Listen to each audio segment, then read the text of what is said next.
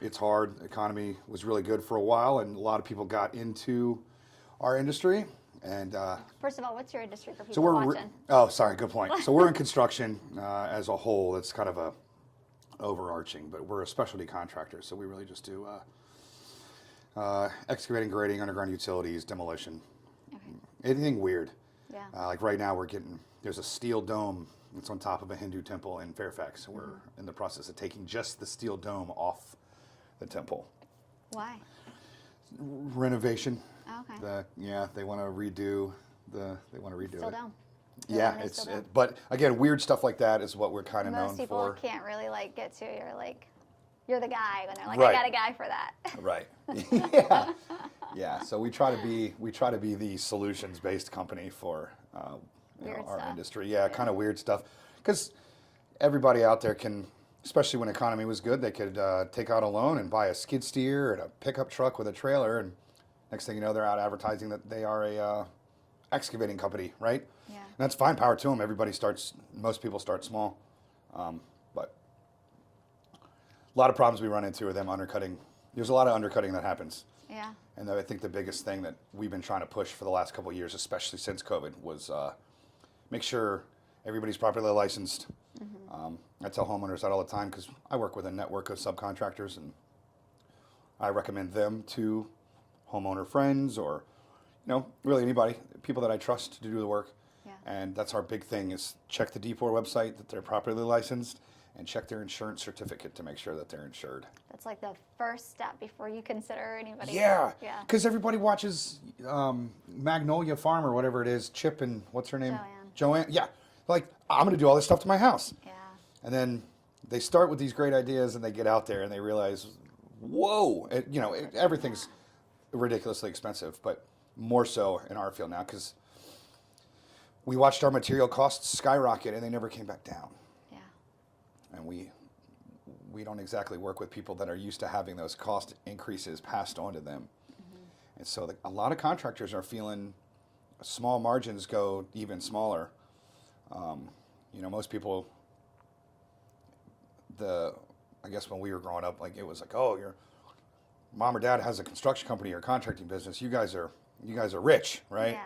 And I hear it all the time now. You go, oh, it must be nice.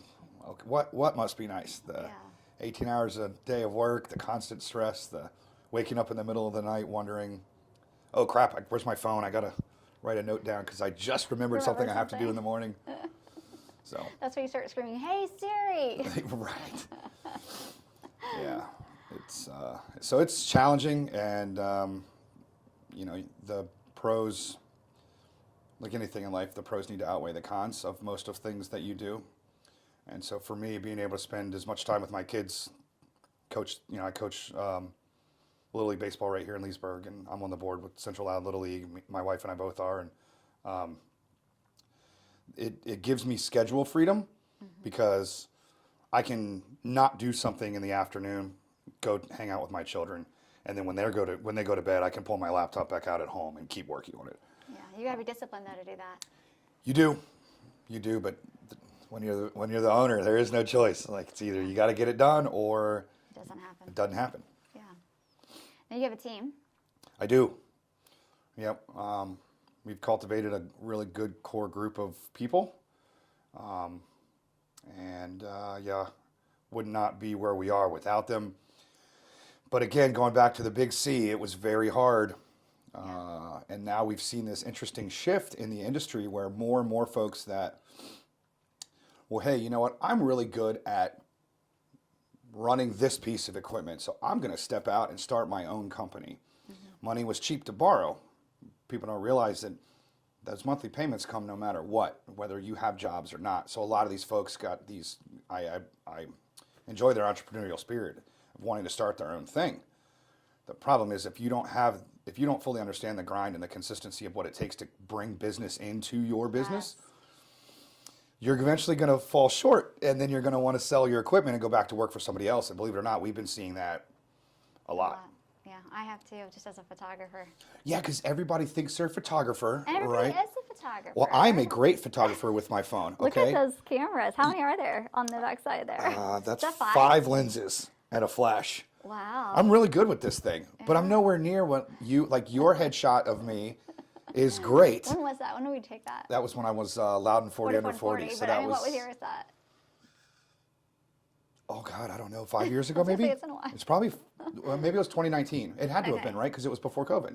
Yeah. I don't even. Oh my God, it's so long Memory ago. is so bad. That's I so know. long ago. Yeah, to your point, it's the everybody has a same, phone. I take great pictures with my phone, but I'm not a professional level. Yeah. And there's people like you and your team and thousands of freelance photographers out there that have spent years crafting and perfecting their skill set. Yeah. And I would be doing them a disservice if I'm like, Yeah. I could do that. I'm going to go spend $1,000 on a camera and a lens, and I'm going to call myself a photographer, and then I'm going to run around and undercut people. But people do it all the time. All the time. Where they drop out, though, is similar to what you said, where it's like, it's not about having a nice camera, Right. getting the equipment. It's really not even about being able to take a decent picture, because now with technology, a lot of people can take a decent picture. Not amazing, Sure. but a I see decent your- picture. It's about, do you know how to properly run a business, bring in Right. clients, and keep your clients coming back again and again? Yeah. Because if that's not there, as you know, if you don't build those solid relationships, And as you know, it takes time, yeah, years to gain people's trust.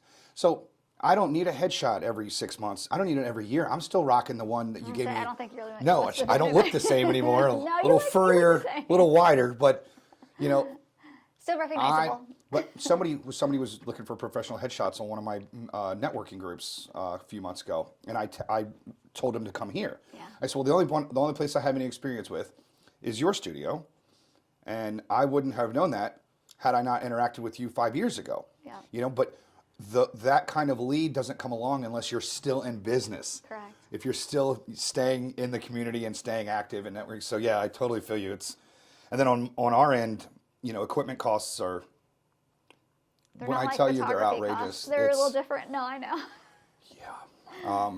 To the point where we, you know, between my CFO and myself and some trusted colleagues and talking to businesses similar to mine around the nation, we kind of revamped our business model to try to focus more on profitability. And that's the only thing we care about. Quality of work, safety, and profitability for the company. Yeah.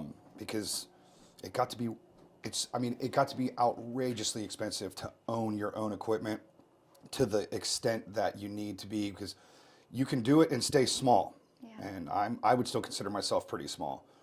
But when you look at small businesses, we're considered medium. They look at us and go, wow, you've got a team of 8 to 10 people. Y'all are so big. You've got crews, you've got a fleet of vehicles. You're huge. Like, no. And then you look at some of the folks that are doing the data center site developments. I mean, some of those companies had to be so big, they had to bring on private investors and a board of directors just to be bondable enough to get those large projects. Yeah. And that's something that I don't think happens in our country anymore. You can't just get really good at building things and then want to grow without hitting some of the financial requirements that are put in place. And people say it's for safety, and contractors always get blamed for being shitty people, and everybody's always whining about, we had a contractor rip us off. Well, that goes back to, did you do your due diligence? Did you check their licensing and insurance requirements? That sort of thing. But on the flip side, you also have contractors that do good work and want to continue to grow, and then they hit this wall where if you're not bondable higher than whatever, you just don't get the contract. What do you mean by you're not bondable? So that's a great question. This is what I try to educate people on. We have a potential contract right now for a substantial amount of money in a local school district, not in Loudon, but nearby. And, we competitively bid. We were about 8% less than our competition, I think, on this bid. We've been working hand in hand with the general contractor that was awarded the contract. The only reason that we have not been awarded yet is because we're still working through the bonding situation, which means I have to personally guarantee everything. I have to show a certain amount of net worth, and then they can come after and take my house if the project falls through. Oh, wow. Yeah. So where's the incentive for me? Why would I want to put myself out there? And what why would I want to expose myself to those kinds of risks? And yes, I know business is risk versus reward, but the pendulum has swung pretty far to one side now, to where it's it's difficult for small to medium sized businesses to want to do larger projects. So this isn't like insurance. This is No. like insurance is if there's an What it accident. is a performance and payment bond. So if you and I are doing a project, if we're going to build this table together, and you're like, I'm a little worried that Corey's not going to build it to where I need it to be, or I'm worried they're going to get halfway through and quit. Yeah. So then you would have what's called a performance bond. And then I'm worried, like, oh man, I want to make sure that as we build this table together, we're getting paid on time. And so that it's supposed to protect both parties. The problem is and it costs money. It's anywhere from 3 to 4% of the total contract value. So if it's a $10 million contract, that's a significant amount of money for the bond. And you always hope the bond is never used. It's just there. It is like an insurance policy, but it's for performance. And so I pay for that. Me as the client, I you pay as for the that client. bond? So typically, yes, the owner of the project. By owner, I mean whoever wants the project done. Got it. And then typically the way it works with us, we're a subcontractor for probably 80% of what we do. And then we're a prime contractor, meaning we work directly for the owner. And about 20 or 30% of our projects, but the majority of what we do, we work for a builder or a general contractor. Got it. In both the commercial and residential space. Because we're involved in a couple custom housing projects out in Western Loudoun right now. And, there's federal government projects that we've been prime contractor on, and a subcontractor. We're working right now up at Mount Weather for FEMA, Yeah, but we're a driven by there. subcontractor up there. Yeah. So it's, I told my dad the other day, if I'd have known how much the actual business side of construction was really just construction law and contracts, Yeah. I don't know if I would have gone this route. What would you do instead? I have my PMP. I probably would have gone to work for somebody else, running projects for them. So I didn't have so much headache, and I didn't have to worry about, oh God, payroll and, everything else that goes Payroll's the into, best, isn't it so much fun? And it's such a bad dynamic because it's like your team is like, yay, it's time to get paid. And you're like, oh, it's time to get Yep. paid. It's like tomorrow morning, I've got a couple meetings, and then my CFO will, he'll hit me up and say, hey, you ready for do you want me to cut payroll? And I'm like, yeah, go ahead. Yeah. And it's just, it's definitely the largest, at least in my business, it's our largest yeah, it's ours too. line item. I think our equipment payments, for rental equipment and everything, it's between that and payroll, which is our largest. Wow. I came from a landscaping background, and payroll was always the highest thing there. And I thought, I got you. I'm going into construction. Less people, more productivity. Yeah. No, it's worse because the equipment is so much more expensive. So now, equipment payments and payroll payments, Yeah. all Double the time. whammy. Yeah. What's some of your best, most fun projects or unique projects?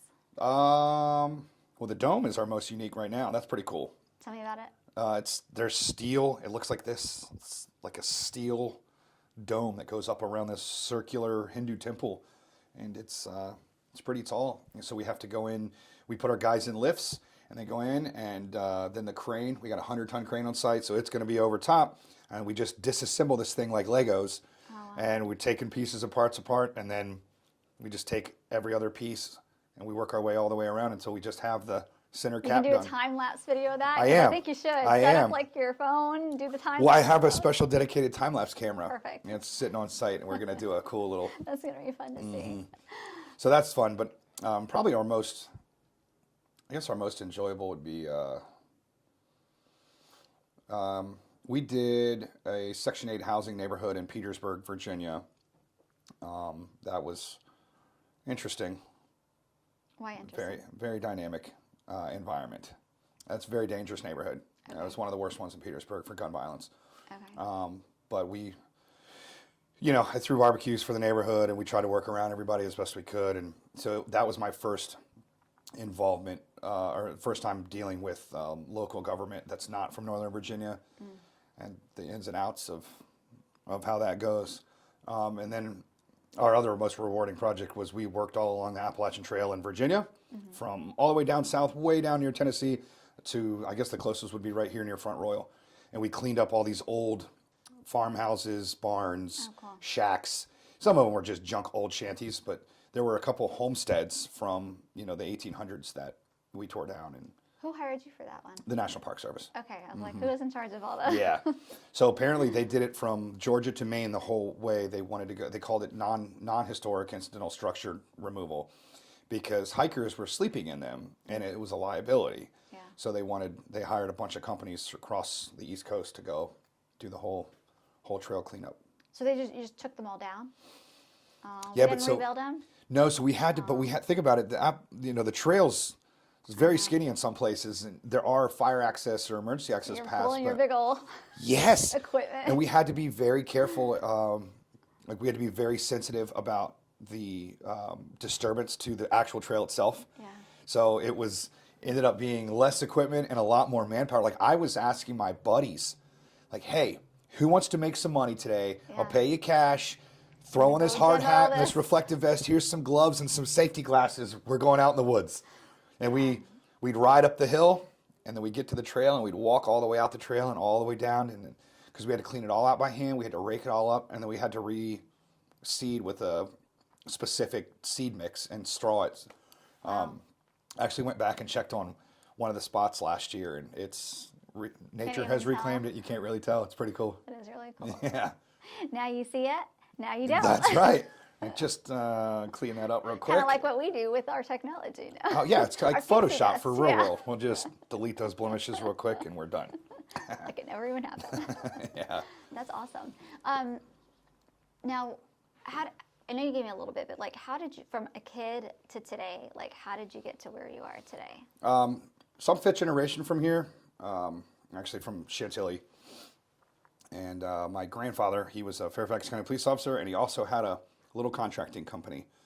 And, my dad worked for him until my grandfather got sick. And then my dad went, after college, he worked for a couple other companies. And then, he and his partner, Doug, had JD Lawn Service. Doug still has the company. My dad's retired since, but I grew up working for him.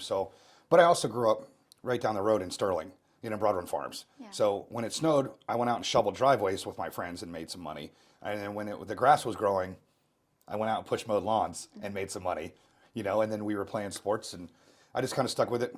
Both grandparents had farms, and I learned a lot through that. And then after high school, went to college and wasn't enjoying that. So I stayed kind of in the trades for quite a while, and then went in the military. I got out of the military after 6 years, came back here, went to work for Dad again. And then thankfully I was able to move from, like general managing for him to a pure sales role, which anybody that listens or watches will understand. Like you don't know sales until you have to do sales. And then you realize how bad everybody is at sales until you do them. And it's like a perishable skill. Yeah. And so in order to do sales without coming off pushy or an asshole, you have to practice it. You have to be good at it. What's good sales to you? It's the corny shit that's absolutely real. Making an established relationship with somebody, not just like, here's some brochures, buy my stuff. Yeah. You want to establish a relationship with somebody, and the more you can get to know. The Office is awesome. The way Michael Scott makes that sale where, they go to Chili's. Did you tell me? I've watched The Office, but Oh my God. okay, listen, it's been a while. So basically, his boss is there, and she's being very pushy. Just get this big contract. And he's like, stop, let me do it my way. Walks him through the whole thing, takes him out to Chili's. They sing the Baby Back Ribs song together. Mm-hmm. Next thing you know, at the end of the day, he's like, look, I know we're a little bit more expensive, but what you're getting out of that is the small town feel, the quality, and the personal management of your account. And he closes the deal.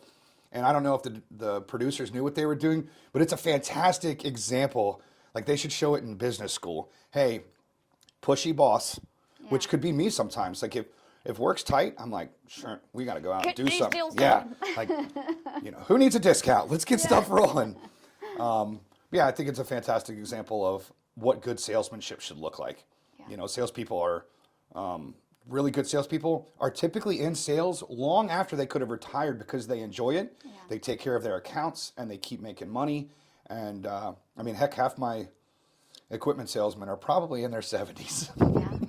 They love what they do. Well, I plan on doing that. Commission is good. Yeah, and I plan on doing that when my kids have graduated from Loudon and you know, my wife and I are ready to move somewhere warmer. I'll just go work sales for somebody. And You already have your retirement plan. I do. Perfect. Yeah, because, well, let me ask you this. Do you really think you could retire? No.